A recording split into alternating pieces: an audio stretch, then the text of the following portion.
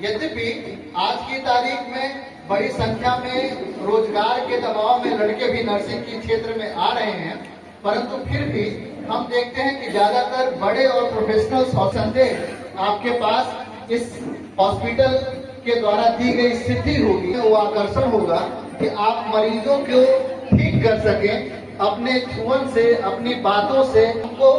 एक नया काया, नया जीवन प्रदान कर सकें। इसके साथ ही हम ये भी जानते हैं कि जो भारत का स्वास्थ्य सेक्टर है,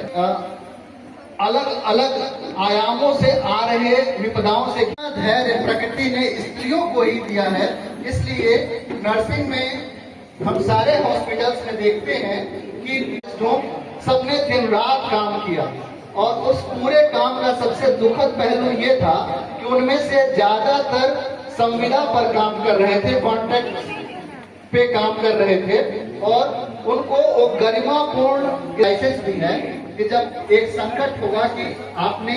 जिस संस्थान में अभी यहाँ से जो सीखा है, इस कौशल का आप कहाँ इस्तेमाल कर रूप से आपके कैंपस प्लेसमेंट की कुछ व्यवस्था कराते होंगे। मैं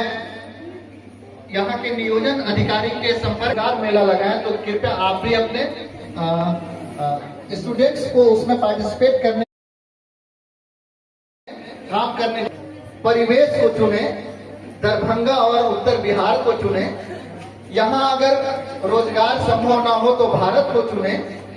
यहाँ भी संभव ना हो तब मेरा तो ये मानना है कि पेशेंट केयर जैसी महत्वपूर्ण जिम्मेदारी नारियों के अलावा पुरुषों के बस का है ही नहीं। पुरुष सिर्फ एक मार्गदर्शक हो सकता है, एक पथ पर जा सकता है, बार बार उसी पथ का अनुश्रवण करना, उसी पथ पर गुजरना, और एक से एक ढीठ। चरक संहिता में ये उल्लेख है कि जो देखभाल करता होंगे वो खुद साफ सुथरे होंगे, नाखून कटे होंगे, प्रॉपरली ड्रेस्ड होंगे। फर्क था कि एकदम मिलिट्री अनुशासन के साथ कैसे आप 2 कदम चल के लैंप के पास पहुंच रहे थे,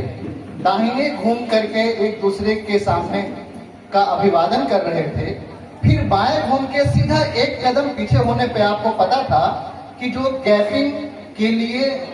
वहां पे व्यक्ति खड़े हैं, आप ठीक उनके पास पहुंच गए हैं। ये जो अनुशासन था, ये इसने मुझे